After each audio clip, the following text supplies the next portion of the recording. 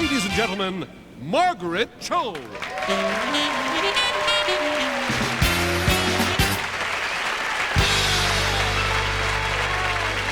Thank you so much. I just had my hair done. Thank you. I think my hairdresser is crazy. He has really weird ideas about hair. He gave this guy a sideways mohawk, which is like really horrible because he already had an Amish beard, so he had the whole ring action going. He looked like he was wearing a parka and just could not take it off. So I went down to a salon, they did my hair, and afterwards they're trying to tell me things that might help me look better, and they're like, hey, you should get blue contact lenses. Yeah, do you know what I would look like in blue contact lenses? I would look like the old blind guy from Kung Fu.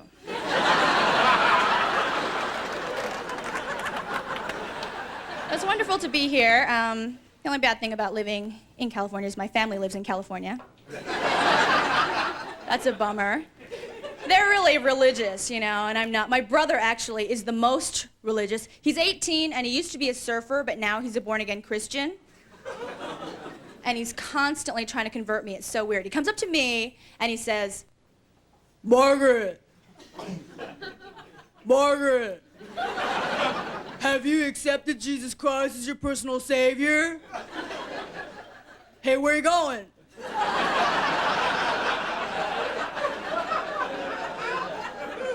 Bitch.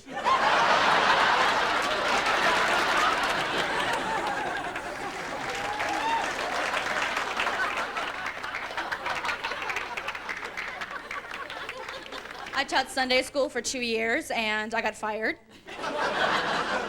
I abused my authority. I used to teach a class like this. Okay, if one more person talks, everybody is going to hell. I used to keep a list on the board of who was gonna burn. I don't go to church anymore and my grandmother follows me around. Margaret, how come you don't go to church? You have many friends at church.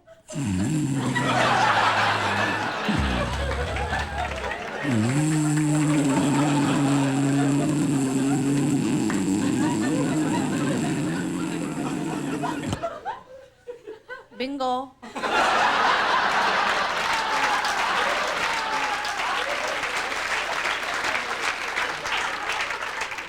When you grow up in a religious family, you have to accept certain things about your life. Like whenever we went to a restaurant, we would have to pray in the restaurant. It was so embarrassing. It was only good when my grandfather was there because he's a minister and he prays in Korean and he gets really intense about it. 우리 하늘에서 계신 아버지 이름이 거룩하게 하옵시며. And we're like at Denny's.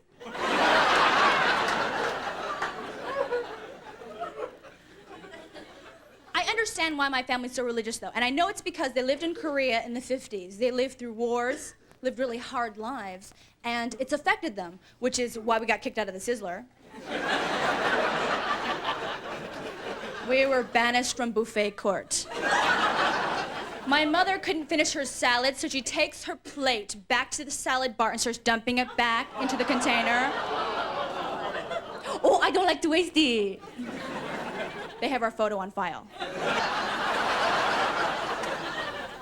I feel sorry for my mother because I wasn't the easiest child to raise. I had a lot of problems. I had a lot of identity problems. For a really long time, I thought that I was Jewish.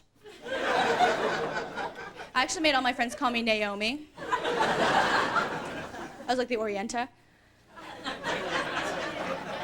I used to get mad at my mom about this every day. I'd say, Mom, how can she name me Margaret? Margaret is such a Gentile name.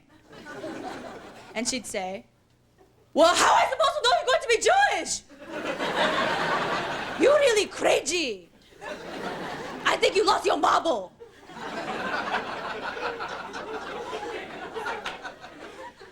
When I was growing up, we had a station wagon that had a seat that flipped up and looked out the back window. You know, the carbon monoxide seat.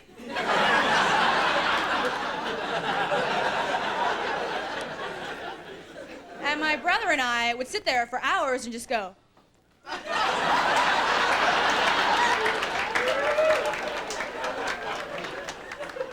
My mom was totally clueless. Mom means we're number one. Oh, okay.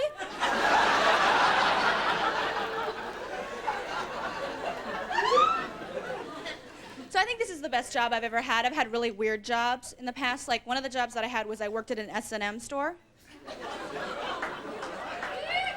I had to quit, though, because everybody was so bossy.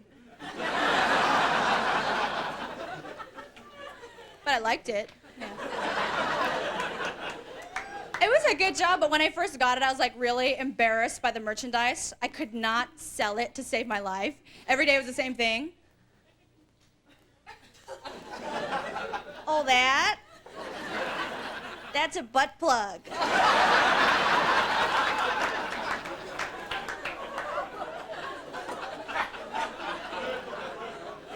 I think you put it up your butt.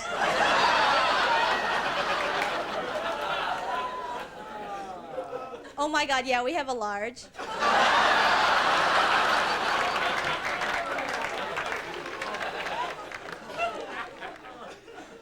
I went to a party once where they do the actual S-ing and the M-ing.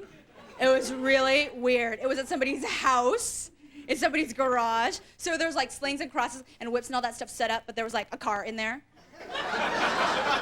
Old games, life, sorry, Candyland. I'm walking through the party and men are coming up to me and they're going, "Mistress, will you beat me? Mistress, will you beat me?" And I'm trying to be cool. I'm like, you know what? I'm watching my friend's purse. I can't right now. I can't.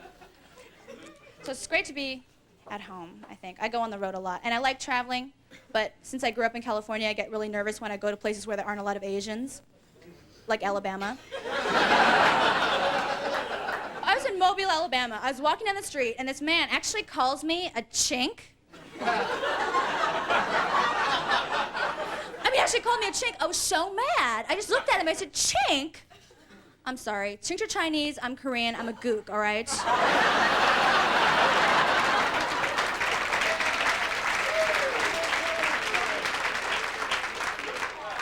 I mean, if you're gonna be racist, at least learn the terminology. Get like a redneck to English dictionary. Okay, Bubba?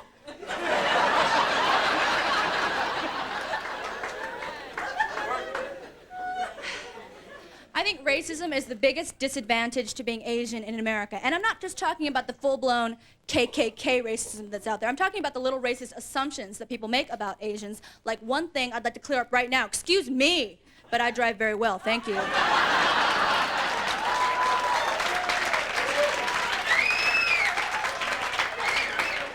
And you know what? I don't even have a camera, all right? But if I were to pick, I think the biggest advantage to being Asian in America is that if you're at an airport or a bar or something and somebody comes up and talks to you and you don't want to talk to them, you can just pretend you don't speak English. Oh no, I don't know. Thank you very much. That's it for me.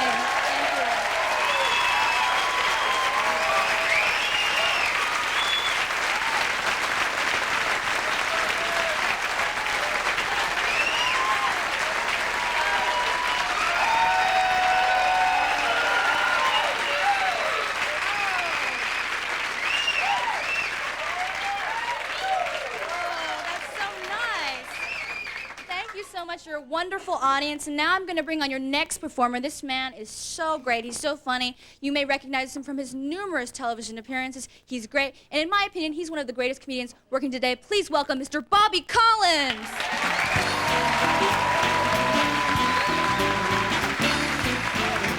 It's Margaret Cho, ladies and gentlemen. Margaret Cho. Margaret Cho. I had to do that. Why? Because I like Mexican food, but 3 days ago, you ever eat food that just doesn't like your body? You know what I mean? Me and Mexican food. The wife had people, "Come on, Bob, we're all gonna go to Mexican food." That's when my ass goes, "Don't do it." Honey, did you say something? Don't do it. And you get that sweat, all of a sudden that sweat, you're eating it, and then all of a sudden your ass closes right up, right? All of a sudden I'm going, somebody give me a wedgie? And now I'm gay. I'm walking. I can't get my underwear. My whole drawers are up my ass. I excuse myself. I didn't make it to the men's room. I'd like Jiffy Pop in the old underwear. By the time I got to my car, 17 cats were putting meow, meow, meow, meow. Meow. I woke up in the middle of the night that night in my bedroom. I swear to God, there was a fucking donkey looking right at me. And it's looking right at me going,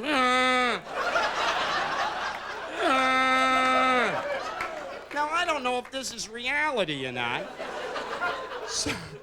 So I wake up the wife. I go, honey, there's a fucking donkey right here.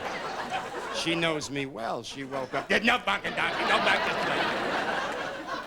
It's the way she speaks. It's the cigars. Unbelievable. Unbelievable. So I'm getting over that. And she's mad at me anyway. We got a new baby, and she, can you babysit for your daughter while I go to the store? Hey, hey, hey! Don't be long. So I'm playing with her, and she got a little cold. She blows a little bubble right out of her nostril. Could you die? I gave her a 10. Wife comes home, sees the bubble, grabs something like a turkey base, sucks her brains out, her head caves in. I call 911. We're getting a divorce.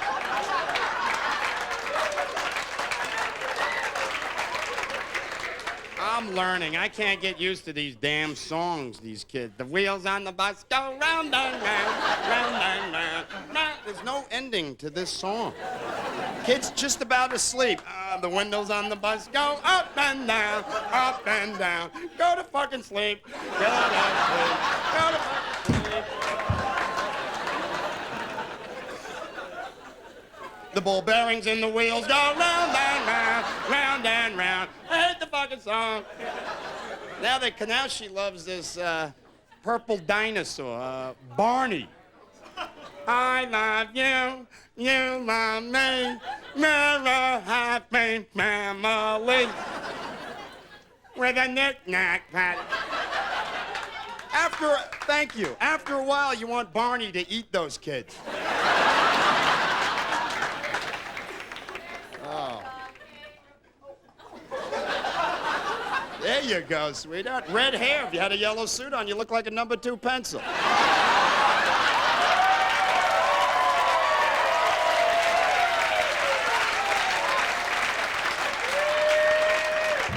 I got a million of them. And that breastfeeding stuff, come on, this is National Geographic to me. It's all the baby is, and I'm behind the kid like, I got money.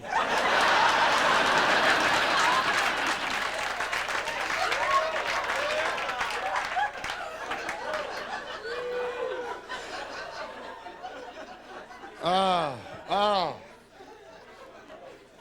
God's honest truth. It was hell. It was hell, but I'm learning. 3rd month of pregnancy. 3rd month, we go see the doctor. The doctor hits us, we got a problem. I'm like, the baby all right? Baby's fine. It's your wife. Whew, cool. I go, what's the problem? He says, well, she's having a real sensitive pregnancy. She's going to have to be bedridden for the next 7 months. Like, bummer. Then he slides this in. He goes, and there'll be no stimulation for those 7 months. That's when a college-educated man gets real stupid. What do you mean by that?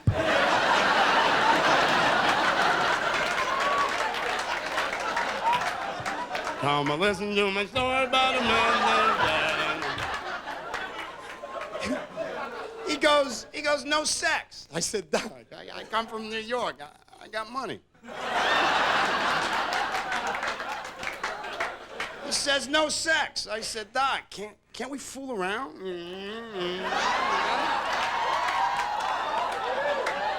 Oh, I'm the only one that ever pushed a girl's head there. Come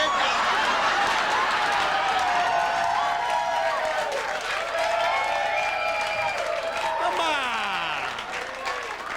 It's the 90s now. Now the women are like, get down there.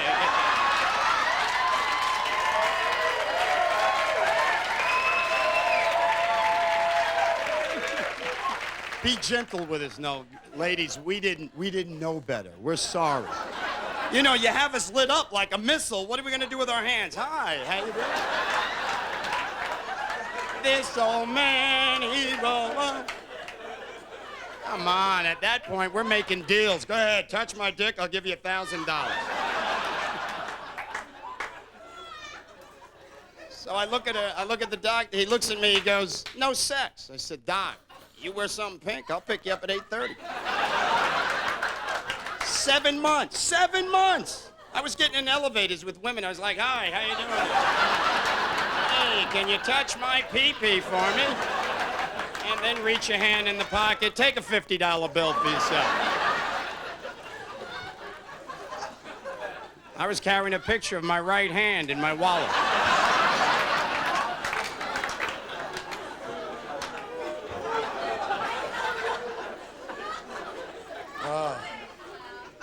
Oh, it was hell. It was tough. 7 months. I'll be honest, we're all adults. I couldn't hold out. After the 3rd month, one night she was dead asleep. Oh, grow up. So I started to climb on her head. What? What? And she woke up and she goes, what are you doing? I lost my wallet.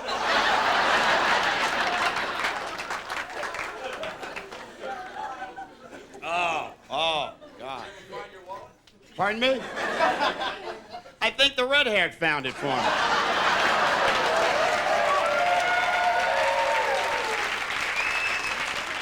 Oh, God. It was hell. It was hell. She used to get mad at me for things. You know, in that 8th month of pregnancy. Oh, my God. Yeah, we got a problem here. 8th month of pregnancy. New house. New living room carpet here in L.A. I'm having a sandwich. I'm not bothering anybody. Guys are like that. Guys want like Judge Wapner. Judge, I wasn't bothering anybody. I'm having a sandwich. I dropped some crumbs from the sandwich on the floor. I didn't even notice it. Next thing you know, hormones kick in, and Sybil is standing over me. And she's looking at me like she's my mother and I'm 3. Bob, now that you're married, you got to start showing more responsibility. If I cook, you clean, you got to make the bed once in a while. Shut up. Shut the fuck up.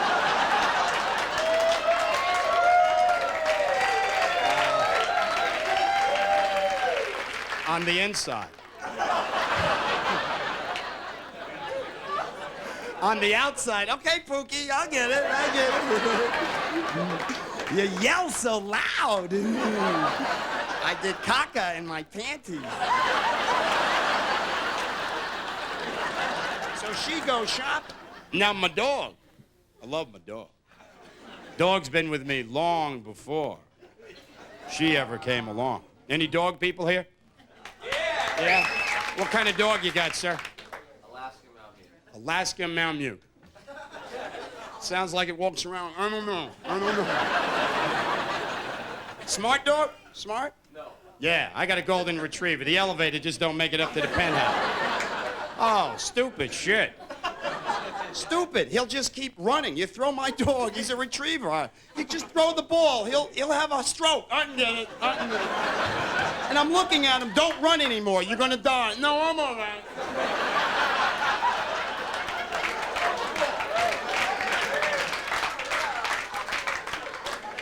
Other dogs from the neighborhood come over and give him the paw.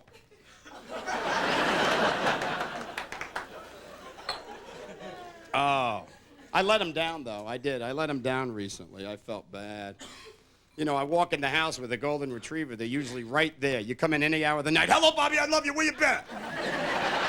I walk in the door, but he wasn't there. He's like hiding behind the couch with that look like, oh, I did a lot of wrong shit when you weren't here. Oh, you know that look, huh? So I went right to the kitchen. I didn't want to get involved. Next thing you know, my wife, come in here and see what your dog did. Like I want to run in there to see a pile of shit. Let me get right in there. I walk in, there was smoke. And my dog's giving me that help me look like, 4 big black dogs broke in. And one of them held a knife to my throat. And the other 3 took a big dump right there. And my wife's ready to hit him, and I'm looking at him, yeah, what they look like.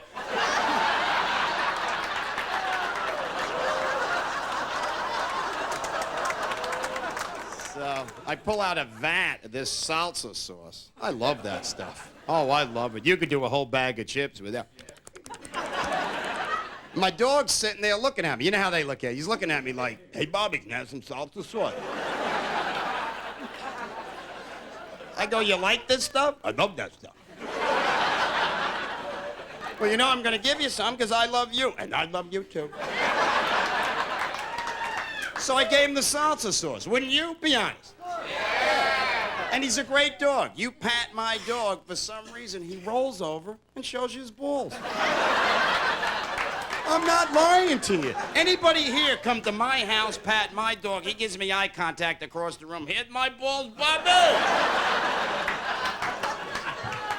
I think that's wonderful.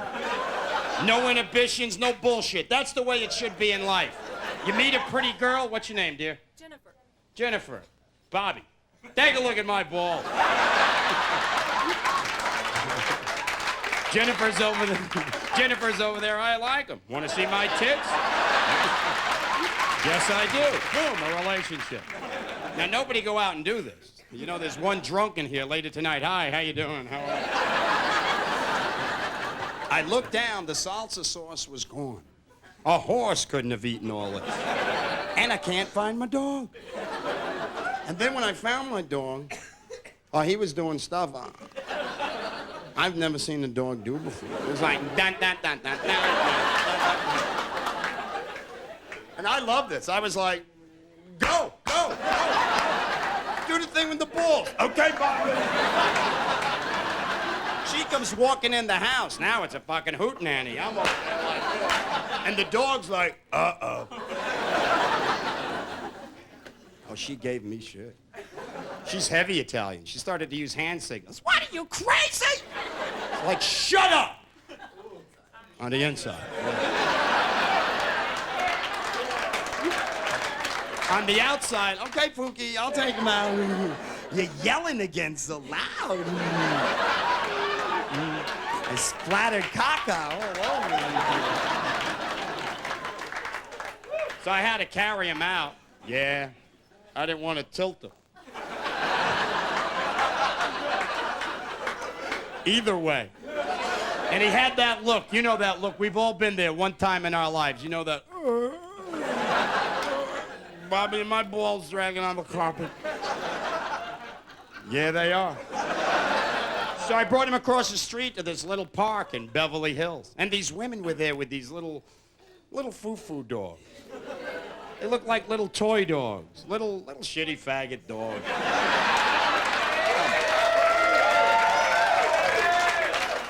They barked and moved at the same time. Me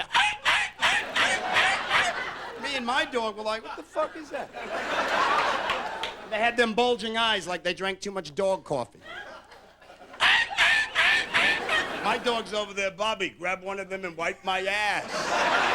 Ladies and gentlemen, my name's Bobby Collins.